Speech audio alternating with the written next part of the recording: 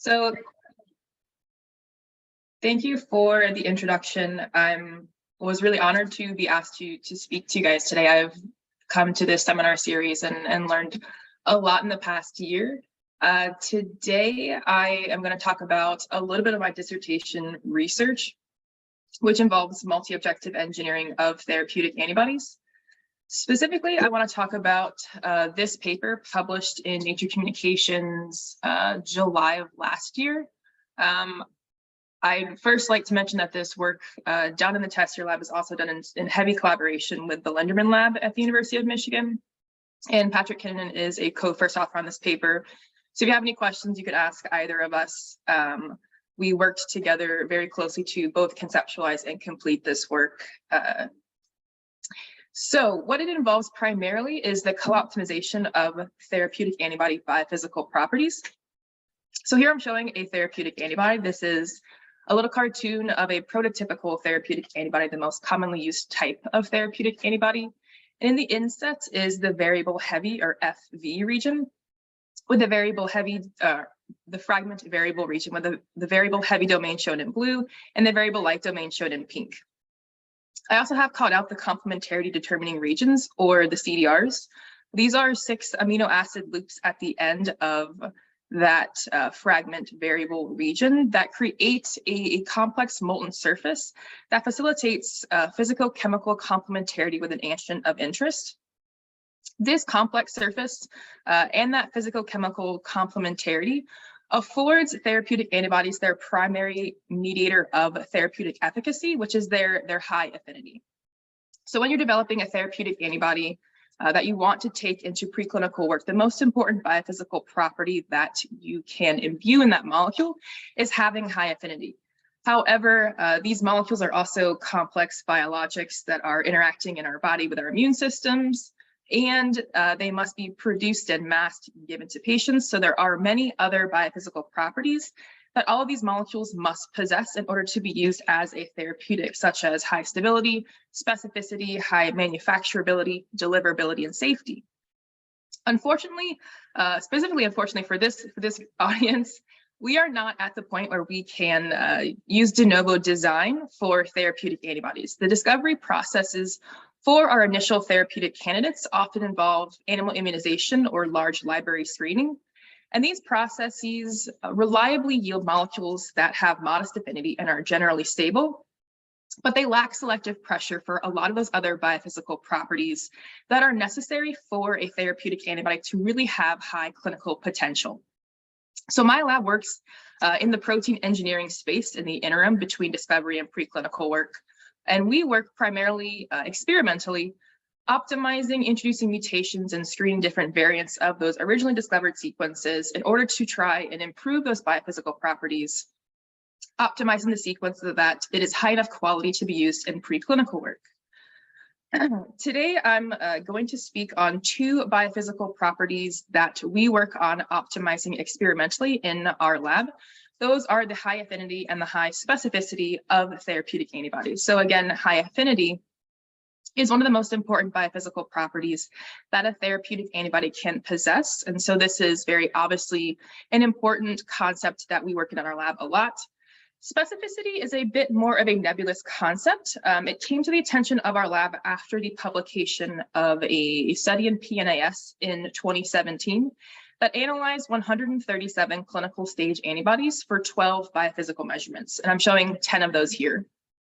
A meta-analysis in 2019 evaluated the ability of those measurements to discriminate between 2 groups of those 137 clinical stage antibodies. The first group were the approved therapeutics, those that are FDA approved for use in humans, and ones that were not approved. So that would include things that had failed in clinical trials and things that had simply not advanced yet through clinical trials.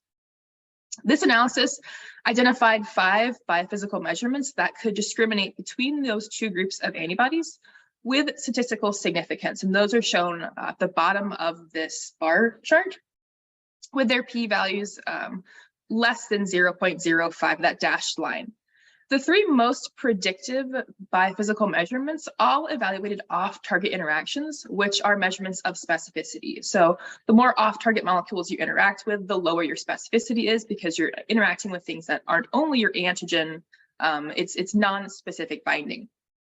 So we know from extensive literature and other analyses done that off-target interactions negatively impact the pharmacokinetics, the bioavailability, the potency, and the immunogenicity of therapeutic antibodies. So exhibiting high or suboptimal off-target interactions it negatively impacts your clinical potential, or the likelihood that you will make it through clinical trials and become an approved therapeutic. So our lab works to analyze and improve, mainly through experimental methods, these two biophysical properties due to their importance and their impact on clinical potential. However, we also focus on these two biophysical properties because we see that they exhibit strong trade-offs. It's an engineering challenge for us to develop molecules that have strong interactions with an antigen molecule. However, weak interactions with all the other off-target biological molecules that are also present in the body in that physiological space where the antigen is present. And so a goal for our lab generally is to develop methods for co-optimization of biophysical properties. And we focus on these two properties because they are so important to the success of a clinical stage therapeutic antibody. Lucky for us, both of these biophysical properties can be measured in what we kind of call the early stage engineering phase, where we're screening high throughput, a lot of sequences. We're looking at a lot of mutations to those original antibody sequences in order to improve their biophysical properties, in order to confer high developability. This process, I kind of have a pictogram shown here, often involves the mutagenesis of the DNA that encodes for that protein therapeutic. We can then transfect yeast cells with that mutagenized DNA so that those yeast cells will display copies of the binding regions of mutagenized proteins on their surface. These yeast cells can then be profiled via single cell sorting or fluorescence activated cell sorting FACS for the different binding characteristics of the antibody binding regions displayed on the surface of those yeast cells. So here I'm showing the collection of a population of yeast cells that are displaying a high binding blue population of yeast cells up here, and then a low binding population of cells that are displaying low binding antibodies on their surface. The DNA can then be retrieved from those yeast cells via deep sequencing, and with that information, you can theoretically identify an improved variant of your original sequence. So we had gone through this process experimentally with an antibody called amenable. This is an anti-cancer antibody, and it neutralizes human growth factor receptor, which prevents cell growth. We knew that this antibody exhibited high off-target interactions, or was a low specificity antibody, and we had data to suggest that the off-target interactions originated from the variable heavy domain CDRs. So we identified 8 sites in the heavy chain CDRs, shown boxed and colored here by their chemistry, to mutate in a DNA library. We sampled 5 mutations and the wild type at these 8 sites via degenerate codons and created a library of diversity 10 to the 7th. If you're coming at this from a purely computational standpoint, this is a bit of an odd choice, but we made this decision because we were actually not really considering a computational aspect of this project. We were trying to optimize amenable to reduce its high off-target interactions and maintain affinity, and then test a lot of those variants in different in vitro, cellular, or possibly even in vivo assays in order to identify and quantify the impacts of different combinations of affinity and specificities. So we chose to create a small library because in experimental optimization, you traditionally cover the sequence diversity through transfection and screening. And you're not going to make a library that you can't possibly experimentally evaluate if your intention is to experimentally identify and isolate an improved candidate. So we created this library, we displayed it on the surface of yeast cells, and we went through single cell screening, incubating this library with 3 different reagents. The first is the antigen, for which we collected a high binding population of yeast cells. And then we also incubated the library with 2 off-target molecules. And we collected a suboptimal population of yeast cells displaying high binding antibodies shown in green, and an optimal population of low binding off-target yeast cells shown in red. We deep sequenced these 5 populations along with the input library to acquire deep sequencing data that had 3 types of labels. So the frequency of occurrence in each of these populations, the enrichment of the occurrence over the occurrence in the input library, and then the binary class of occurrence. So whether things, yes, did appear in this high antigen binding gate or no, it did not. We then went to do a more traditional data analysis method, and the hypothesis was that these frequency or enrichment measurements of sequences in their desired population would correlate with a desired property. So we first looked at the frequency of sequences in the high antigen binding gate and the low off-target interactions gate. And unfortunately, we saw very little predictive capacity for these frequency values. So if we were trying to optimize our wild type antibody, looking for things that bound antigen more strongly, we would hypothesize that things with a higher frequency of occurrence in that high antigen binding gate would bind antigen more strongly. However, these frequency measurements are not correlating strongly. They have low Spearman's rho correlation coefficients with actual binding measurements, indicating that we were not going to be able to use these measurements to really co-optimize our antibody. We also looked at enrichment ratios, and again, for antigen binding, found no predictive capacity for antigen binding measurements using enrichment ratios. We did find some predictive capacity for predicting off-target interactions using enrichment ratios, which would indicate that with the data that we had in a traditional data analysis method, we would be able to, with some predictive capacity, reduce the off-target interactions of our wild type. But that was not going to be able to use in concert with any prediction of antigen binding. And so we ended up actually gathering this data, I believe, February of 2020, right after which all in-person research shut down, which kind of led us to pivot and come up with this new aim where we were going to develop computational methods for analyzing deep sequencing that would facilitate the co-optimization of biophysical properties, which we hadn't been able to do with the experimental work we had done previously. So we went back and looked at our data set. We have binary labeled sequences that we hadn't explored using yet. So these are, again, a string of letters encoding the VH domain and yes or no labels for affinity and specificity. With this type of data, it's fairly obvious that you can perform a type of confusion matrix analysis where things will be classified as good or bad for both of your properties. And you can identify all of the sequences that are predicted to be co-optimal in this blue gate here.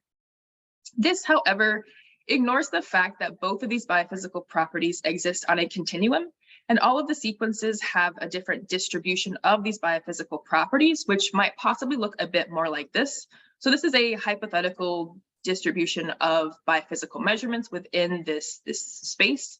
It's intentionally drawn to have a bit of a trade-off because high antigen binding often results in high off-target binding. Low off-target binding often results in low antigen binding. And this continuum is very important because this recognizes that there are different combinations of these properties that are very important for clinical potential. So to kind of emphasize the importance of this distribution rather than the binary labels, we looked at 24 variants of wild type measured for antigen binding that were all classified to be high antigen binding. So these were all gathered from the positive antigen binding gate, and 11 of them do indeed have higher binding than our wild type, which is the leftmost bar here. Everything is normalized to 100% wild type binding, that dashed line. However, all of the rest show reduced antigen binding, and some obviously have zero antigen binding. So this variation from 0 to 160% of antigen binding, all with the same label, all masked by the same positive antigen binding label, really demonstrates the limitations of binary classification with this data. If we were then to combine a second property, specificity, with this type of analysis, it's likely that we would be identifying sequences that I have boxed here as our co-optimized variants. And this box is intentionally placed there because it is the highest density of that sequence population, that contour plot. So it's more likely that we would be identifying these sequences. Additionally, this area has the lowest antigen binding that is still classified as high, and the highest off-target interaction binding that is still classified as low. And so these sequences, while predicted to be co-optimal, really have mediocre properties and are not co-optimized. What would be more powerful is to be able to predict this continuum, this distribution of biophysical measurements from our binary data alone, and that would enable us to identify sequences down in this region, which maintains the highest amount of antigen binding for the greatest reduction in off-target binding. This continuum measurement is what we were attempting to predict. We thought using this binary labeled data, predicting this continuum of biophysical measurements would enable us to actually co-optimize our properties. So to validate this, we also gathered our experimental data, which we had acquired 125 continuous measurements. And so we had randomly selected yeast cells from our library, grown those up as isogenic populations, and measured them in very low throughput manner for continuous values of affinity and specificity. Looking at what we were trying to do, go from binary classes to a continuous value that could be seen as a prediction, we realized that this mimicked or mirrored very strongly dimensionality reduction or principal component analysis. So we tried this first. PCA, as you know, has a complex feature landscape, in this case, 2 features, and it finds the plane of greatest variation onto which the data is projected, identifying a single dimension continuous value from your data without having to provide any continuous labels. This type of analysis, when we completed this, actually did yield us fairly decent results. We had classification accuracies around 70 to 75%, which we were surprised about. However, it did not utilize the experimental labels that we had acquired. So what we realized we could do is actually leverage linear discriminant analysis or supervised dimensionality reduction, LDA. In LDA, we actually could provide those experimental labels we had acquired, as we had intentionally separated our data along this feature space. And LDA can then find the plane of projection along which the data is best classified. And this projection, we hypothesized, could actually correlate with binding because we had intentionally separated our binding values. We were giving it an axis along which to find this maximal classification. So in order to test this hypothesis, we first hot encoded our data, which is just taking our VH sequences and calculating a binary representation of the protein and filling those into the LDA equation, in which a coefficient is fit for every feature, every 1 or 0 in our binary protein representation. These are then added together to identify that projection value. So we trained 2 LDA models, one to predict antigen binding, shown on the left here, and one to predict off-target binding, shown on the right. The affinity projections and specificity projections are shown on the x-axis with a density of sequences on the y. We see a good classification of our sequences. So both models had a classification accuracy of about 93%, suggesting that these models are accurately describing qualities of interest in our data. In order to test if these projections would correlate with our continuous binding measurements, we calculated the projections for the hot encoded features for those 125 continuous measurements that we had acquired. And I calculated the correlations for these comparisons. We were surprised to see very strong Spearman's row correlation coefficients for both the correlation between antigen binding and the affinity projection, shown on the left, and the correlation between off-target interactions and the specificity projection, shown in the middle. These strong correlations suggested to us that we can consider these projections to be predictions of both of these biophysical properties, which enables us to create that distribution of biophysical measurement predictions that I was showing earlier in that contour plot, here shown for the sequences in our library. And so here in this multi-objective optimization or Pareto optimization, I'm showing the affinity projection on the x-axis with increasing optimized affinity going towards the right, and the specificity projection on the y-axis with decreasing off-target interactions or optimized specificity going downwards. This type of analysis is extremely powerful. It first demonstrates the trade-offs between these two properties. So we see this very distinctive shape, this strong correlation between these two predictions of biophysical measurements, suggesting that we are observing trade-offs broadly on the scale of our entire library. It also suggests that our wild type is being predicted to have high affinity and high off-target interactions, which is recapitulating previous experimental results, which we were very happy about. And it also enables us to identify the Pareto frontier of this type of analysis. Along the Pareto frontier, sequences are predicted to be maximally optimized. So you cannot improve the prediction of either property without having to sacrifice the prediction of the other property of interest. So we leveraged this identification of the Pareto frontier to identify 41 sequences that were predicted to be somewhere around along this Pareto frontier. Most sequences had predictions of reduced off-target interactions and either maintained, increased, or had slightly reduced predictions for affinity. We produced and purified these 41 sequences as full-length soluble antibodies and measured them for both affinity and off-target interactions. We again see high predictive capacity for these two properties, meaning that we can translate between data acquired on yeast and full-length soluble antibodies. And additionally, for these 41 soluble antibodies that we measured, approximately 37% of them are co-optimized, meaning that they have increased antigen binding and reduced off-target interactions relative to our wild-type amibatuzumab. This is something that we had not been able to achieve just with experimental optimization, so we were very happy with this. However, we had to keep going. So we also identified EM1, which stands for amibatuzumab 1. This antibody has 120% of the antigen binding and 51% of the off-target binding compared to wild type. And what we wanted to do with this was introduce novel mutations. However, we quickly ran into some roadblocks. And that's because our data set, our one hot encoded feature data set, is a binary record of what did and did not occur. And so if you're plugging this into the LDA equation, you're calculating coefficients for each of these binary features, yes or no's.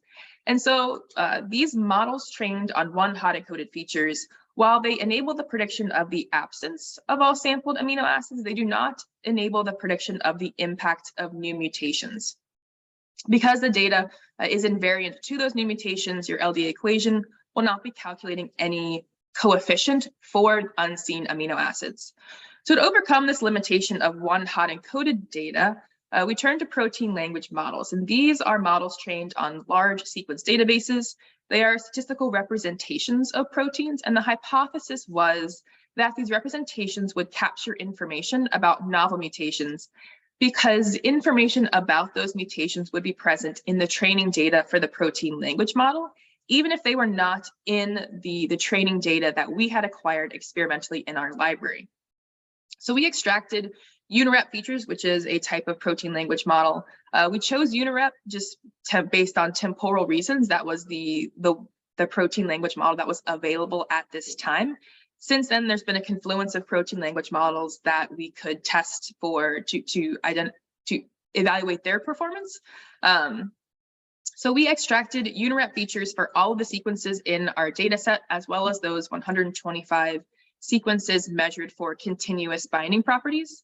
We retrained our LDA models using UniRep features and again saw comparable classification capacity. So the accuracies here are 91% for our antigen interactions model and 92% for our off-target interactions model.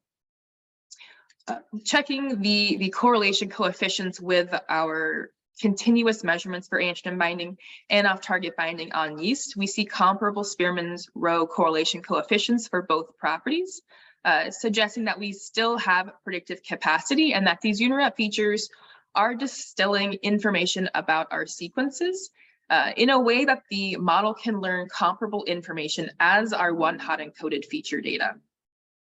So this result suggests that we could continue on and perform again a multi-objective optimization here using our LDA models trained on UniRep features. As I and my co-authors painfully know, LDA is not a generative model, and so in order to test the predicted impacts of novel mutations, what we had to do was do what we called a virtual screen. So we actually created computationally all of these novel sequences by introducing all amino acids into each site of HCDR2 and 3, extracted unirep features for all of those virtual sequences, predicted calculated their projections or predicted their biophysical properties based on our trained models, and then identified 29 sequences along this Pareto frontier and extending beyond this Pareto frontier to produce and measure as soluble proteins. So these 29 sequences shown in purple here all have a single novel mutation not sampled in our library in HCDR2 or 3. When we produced and measured them as soluble antibodies, we were surprised to see that we retained predictive capacity, albeit reduced from our original model, for both antigen binding and off-target binding, suggesting that the LDA model trained on protein language features allows us to, with some predictive capacity, explore novel sequence space that is not described in our library, that our data set is not describing. So overall, this in-library and novel clones that we produced and measured as soluble full-length antibodies, we have, I believe, 70 of them, and about 50% of them are actually co-optimized relative to our wild-type amibatuzumab, which was, again, a feat we just could not even imagine having attempted all of our experimental optimization methods. For the protein engineers in the audience, we did confirm that our single-point antigen binding measurements did correspond to actual affinities by measuring EC50 values of several of our variants. So we have our wild type compared to that EM1 scaffold that we introduced novel mutations to, and what we're calling EM2, which what we consider to be our most optimized clone. I believe it has 128% of the wild type antigen binding and has about approximately a 70% reduction in off-target interactions. We also profiled these 3 molecules for 2 additional biophysical properties, colloidal stability and thermal stability. So for colloidal stability, we measured the CS-SIN score, which can be thought of as a measurement of how difficult this antibody will be to create a high concentration formulation for injection. So what we see is that while we did improve the affinity and the specificity of these molecules, we did introduce some liabilities for colloidal stability. And this data suggests that EM2 might be significantly more difficult to formulate than our wild type or EM1 variant. We also see some signature that we have reductions in thermal stability for these 2 variants compared to our wild type. And this again just kind of illustrates the trade-offs we see between biophysical properties and the difficulty we have experimentally optimizing them, because improving one property, we often cause detrimental effects to other properties. And we kind of end up going in this cycle of optimization for one, and then the next, and then the next property. What we would really like to be able to do is to consider all these properties simultaneously, or as this field would hopefully like to get to, de novo design of highly developable high antigen binding sequences. If we look at a structural analysis of what we did, here I'm showing the wild type simulated homology model of amibatuzumab with these 8 heavy chain CDRs colored and the predicted paratope outlined in black as identified by parapred. If we compare our wild type amibatuzumab shown in the middle to our most improved variant EM2, the most obvious change in the structure that we see is the removal of this positively charged ridge that was a part of heavy chain CDR2. This is also outside of that predicted paratope, which we likely can identify as the reason that we are able to have reduced off-target interactions. We also see subtle reordering of this region here, which is a combination of H1 and H3. That subtle reordering in the paratope region is likely the origin of our improved antigen binding.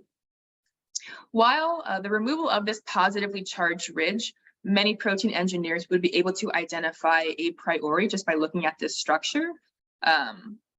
The reordering of the paratope region is not something that we can just look at and identify mutations in order to improve the affinity of this molecule.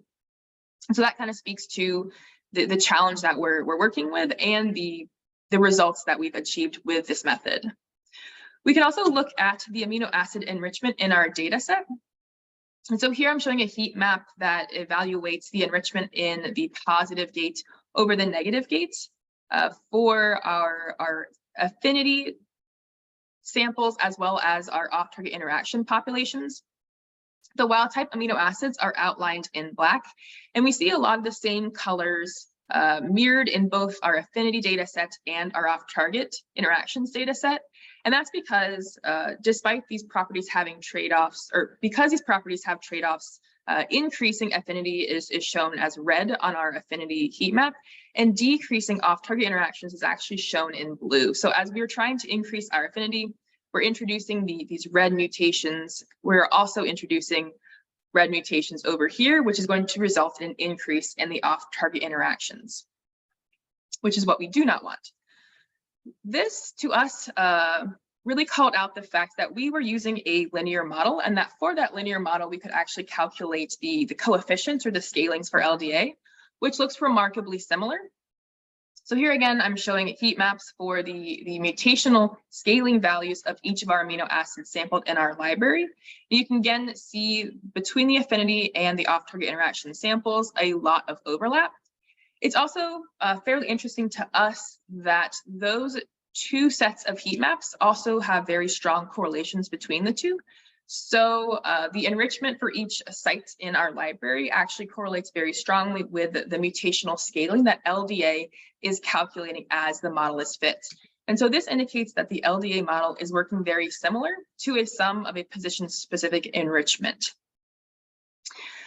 After going through all of this kind of post hoc interpretability analysis, we decided to try and develop a more complex model in order to analyze our data.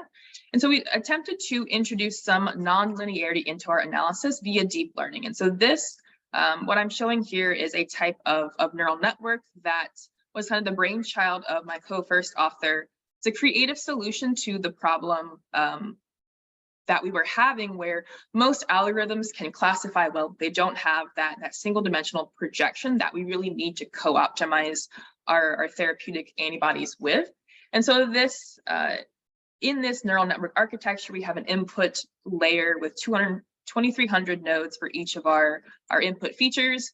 We then have a dense node of a variable amount of nodes, and then an output which acts as our projection. This output is again a dense node that coalesces all the previous nodes. And then if you're looking for the classification accuracy, you can apply an argmax, which allows us to fit this model. We use this neural network architecture to train a model to predict antigen binding and off-target binding. We saw comparable performance for classification accuracy, again, 93% for both models. And we see comparable performance for our Spearman row correlation coefficients for both the correlation between antigen binding and the affinity projection, and off-target interactions and the specificity projection. These are actually almost the exact same values. The strong performance suggests that we could use this neural network architecture again to do a Pareto optimization, a multi-objective optimization, to co-optimize our emibituzumab starting point. However, we're seeing that the deep learning method performs comparably to our linear LDA method. And not only that, but we're seeing that the predictions for those 125 clones that I just showed you in that correlation, those predictions actually match very well between the neural network projection and the LDA projection. And that's for both our antigen interactions model and our off-target interactions model. So these models are identifying very similar things. They're identifying enrichments of different amino acids in different populations, and learning how best to classify this data very similarly. We've also looked at very briefly what these models are getting incorrect. And we noticed an interesting relationship between misclassification and edit distance from the wild type. So on the x-axis, I'm showing edit distance in reverse order. So increasing similarity is going towards the right, and just the frequency of sequences with that edit distance on the y-axis. On the left, these sets of histograms are positive antigen binding. On the right are negative antigen binding. This top row is the true labels for our data. So as we can see, true positives have a lower edit distance than true negatives. Things that are more mutated have are less strongly binding to our antigen. Again, this is only for our antigen data. We then have the label predicted by our LDA model for all of our data. And this prediction for our LDA model, which has a classification accuracy of 93%, matches well with the true labels. If we look at the frequency of edit distance for what is incorrectly predicted by both our LDA model and our neural network model, we see a significant change in these distributions. So things that our LDA model is incorrectly predicting to have negative antigen binding. So these things do bind antigen, but are predicted to not. These have higher edit distances than on average in our data. And our model is not recognizing that these highly mutated sequences are still binding antigen. Conversely, we have false positives shown here. So these are frequently sequences that have a lower edit distance, but our LDA model is incorrectly identifying as still binding antigen, and they only have a few mutations away from wild type, but they do not. And this is reflected again with our neural network analysis. If we look at the projections or the transforms for what the model is incorrectly predicting as well, we see that these transforms, also the projection for our affinity data for the LDA model shown on the x-axis, are really centered around this classification cutoff here. And so these have more modest values for our transform. We're not incorrectly predicting at the extremes of our projection, and so we're likely not misclassifying extreme behavior. So things that really strongly bind antigen or things that very weakly bind antigen. And so this type of problem would really only be relevant if you are trying to intentionally optimize your library for maybe not the strongest binder, but for maybe an intermediate affinity of your antibody, which comes into context when you're trying to develop antibodies against various targets such as cytokines or other biological situations, disease states where maybe a lower affinity molecule is more ideal. So looking back, I mean, very retrospective analysis, what would we change and what would we do? So most obvious thing that we would change is our library. We would increase the size because it's unnecessary to experimentally cover the sequence space. You really only need to cover the mutational space and see the mutations in a sufficient number of contexts to identify the average behavior. Then we would also sample more chemistries. So what we did was very exploitative. We have initial data that suggested that introducing certain types of mutations would be beneficial for the properties we were interested in producing.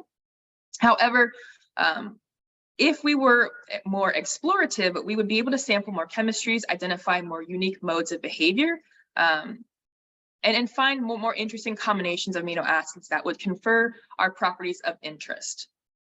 We would also change or investigate changes to the sorting campaign to investigate the impact of experimental heuristics on the results. And this involves things like gate and reagent stringency. So there are a lot of decisions that experimentalists make before the data even arrives at a computational person. And all of these decisions impact the data quality and the type of analysis that you can effectively do. And so we'd like to evaluate exactly how we sorted our library, what concentration of reagents we used, how all of those things impact our results and what we were able to achieve with our results. And then, of course, we're continually looking at different algorithms to explore the interplay between data and the model architecture. We have preliminary data or kind of historical data that things like random forest or XGBoost better classifies our data. But it does not afford us that single dimensional projection that we use for optimization. And so trying to identify why model architectures such as those do a better job at classification and how we can parlay that into improving that projection that correlates strongly with our properties of interest. So in sum, this deep sequencing analysis method enables the prediction of continuous values from binary sequencing data, and it facilitates the optimization of biophysical properties of interest, even when those properties exhibit strong trade-offs. So with that, I've got a lot of people to thank, past and present lab alumni, specifically the Linderman Lab, Patrick Kinnunen, and all my other co-authors. And I can take any questions you guys might have at this time. All right, thanks so much, Emily. Really interesting to hear some of your work. Maybe first, I will just pause while people think of some questions to put in the chat, and then we can go from the sort of earliest questions in chat down to the bottom. Emily, do you want me to pose you the questions, or are you more comfortable like multitasking? I can see them. I don't know if I'll be able to go through my PowerPoint very quickly, but I'll see if that becomes an issue and then let you know. Okay, perfect. Yeah, I'll hand it over to you then. Okay.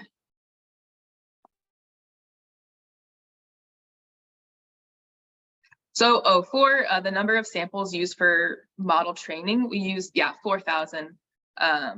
We also used the 64 feature dimensional unirep just to keep things simple. What were the features added? We did test if the question is, did we ever test if the unirep features added to the one-hot encoding features improved performance? We did test that, and we did not see an improvement in performance.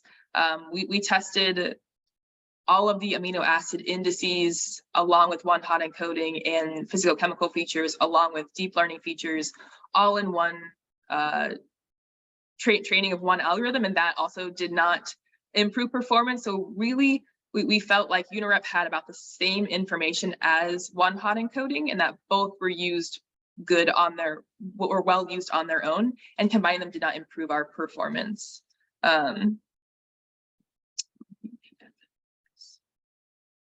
Did you find that there were any specific CDR positions or mutations that were repeat offenders? For example, the models always mess up when you have anything that's not an alanine to start the CDR3. We did not identify any things that were offenders or things that were always wrong. And kind of going into the next question as well, we're asking for examples of epistasis. We also did not see a lot of cooperativity between amino acids. So things that were predicted to bind, we often saw did confer antigen binding. Things that were predicted to confer high off-target interactions often did. We didn't identify anything that was always wrong. We had a few instances where things had variable outcomes that we saw more variety, in which case that's kind of an example of epistasis. Specifically in that regard, we saw the mutation away from a glycine in HCDR2 had the highest variability with the outcomes, and that is likely because of the structural issues with introducing something that is not glycine at a place that was glycine. And so that we are looking into kind of quantifying epistasis for this data. But specifically, it is a bit challenging for us to use that quantification of epistasis in an optimization process. And for that question on epistasis, it is not handled by LDA models really at all. We were hoping that the neural network models would handle it better with some of that nonlinearity introduced, but we really didn't find that. And so we're again looking into possibly different model architectures, maybe a different type of neural network that would better handle some of that cooperativity that we do see some signature in our data, but is not overwhelming. Off-target binding is we considered to be kind of two groups of proteins. The first that we used was just ovalbumin, which we find is a kind of a complex sticky molecule that we often use to profile off-target binding for antibodies that have high isoelectric points because it is a negatively charged protein. We also profiled these proteins to soluble membrane proteins, SMP, which is a mammalian cell homogenate that we grind up solubilize, and biotinylate. And so that is a very poorly defined reagent of just mammalian cell junk that are attempts to mimic the physiological environment. So it's likely a negatively charged reagent, attempting to mimic what a therapeutic antibody would see when it's put in your body, all of the membrane proteins that it would encounter.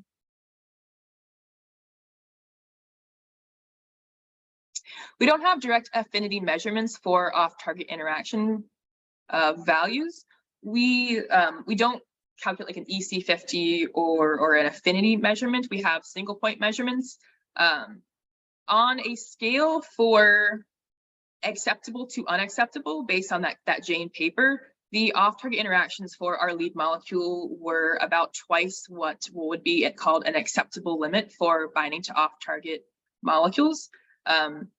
Therefore, by reducing it, so we were intending to reduce it substantially, and I think for our EM2 final variant, we had actually reduced it below that threshold of considering acceptable. But it was a very, very sticky molecule to begin with.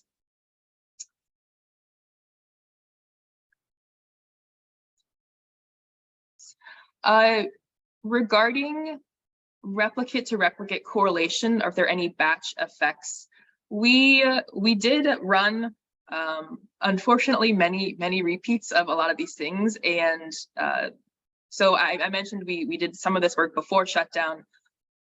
When we started back up afterwards, we also measured those 125 sequences again in triplicate for the same reagents, and we saw high reproducibility after having frozen, rethawed, reproduced all of our protein reagents, all of our buffers, storing instruments for 6 months. So we do think there's a lot of replicate to replicate correlation.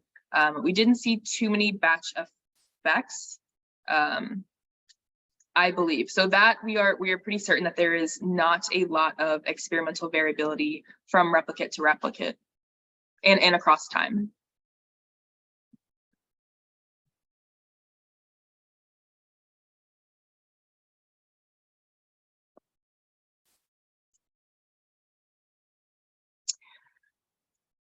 So the question is, in what ways did you feel LDA allowed you to make inferences about the data that you would not have been able to distinguish from just inspecting the data? As such, are there any novel suggested mutations which exhibit epistasis?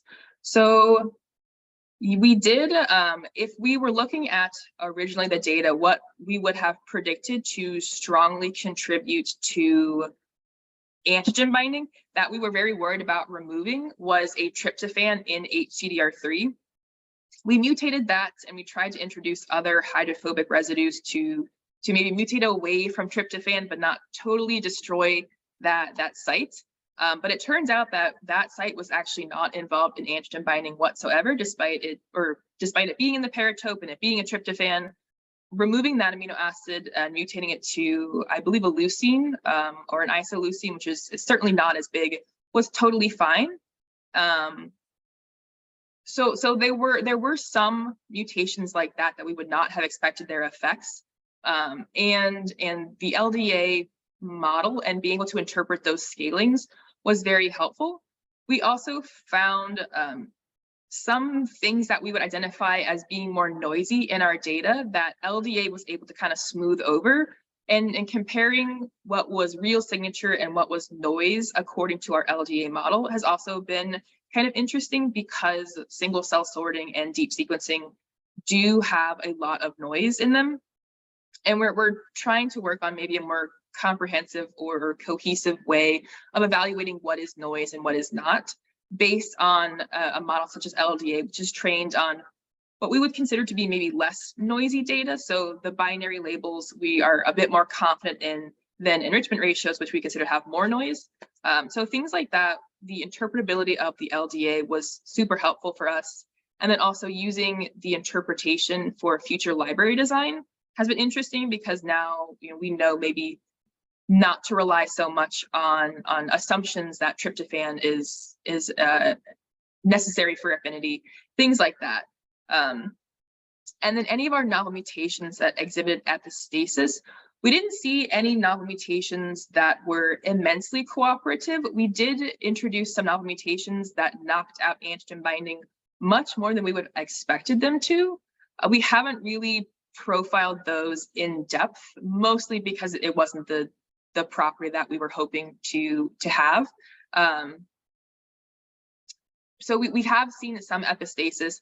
It was mostly for antigen binding, and it was mostly in the negative direction, kind of knocking out things that we had wanted. There was not a lot of synergistic epistasis, and so we haven't really looked into it enough to answer your question well, I'm afraid. And so then the off-target data are specific to the probes used. How can this be made probe agnostic? Yes, off-target interactions is a very complex, it's a nuanced topic in antibody engineering. A lot of people recognize that when you profile off-target interactions with specific molecules, you really are only sorting against that one molecule. So we have tried to alleviate that limitation, remediate that problem by using this SMP reagent, so this mammalian cell homogenate, which we're hoping is much less specific to one type of off-target interaction or lack of specificity. We're hoping that all of the junk in that reagent will broadly be able to describe off-target interactions as opposed to just binding to ovalbumin.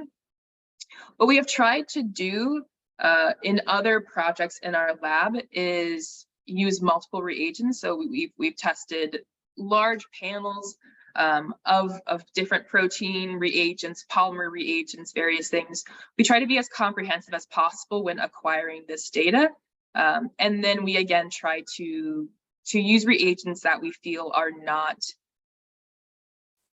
very defined by inciting one type of non-specific interaction, such as just charge-based interactions or just hydrophobic interactions. So that's kind of how we approach it, but that is a looming issue in the field that definitely needs to be addressed still. So that is all the questions that I see. If anybody wants to come on and ask a question, that's certainly welcome. I don't know if they can do that or if it's only in the chat. Yeah, maybe what we'll do is, since that wraps up the questions from the chat, we can sort of disband the seminar series. And Emily, if you have the next 10 minutes or whatever, a couple minutes to hang out, if anyone has any longer questions. Sure. Wonderful. All right. Well, again, thanks everyone for coming. We've done our seminar series in 2 weeks, so stay tuned for another email. Don't forget to check out our Slack page, our survey. We have a Twitter, of course, our website. And if you have any questions for Emily, stick around and we'll get to those. Thanks.